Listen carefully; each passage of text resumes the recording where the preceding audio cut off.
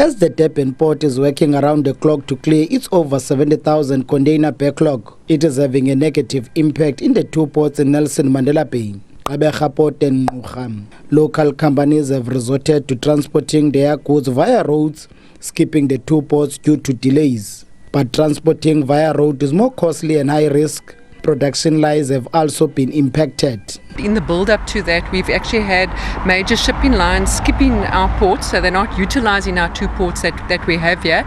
And of course, the backlog there has disadvantaged our manufacturers here, who are having to transport their goods via road to places like Walvis Bay and to Maputo in an attempt to get their products out to market. We've also had challenges where production lines have come to a halt because the components haven't arrived, so workers have been put on short time. So the impact on this is devastating and severe. The DA in the province has returned to Premier Oscar Mabuyane to facilitate intervention from national government to deal with this logistical crisis.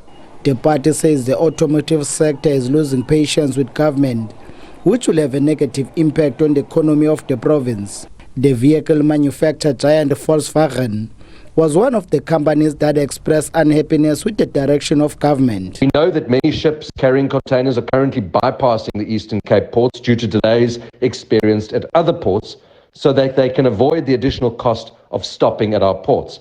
This has the consequence of revenue losses for our ports, but more importantly, a negative impact on our economy in the Eastern Cape and the cost that this is going to incur on stakeholders in that economy, ultimately being passed on to consumers who are already struggling under the burden of the cost of living crisis in South Africa.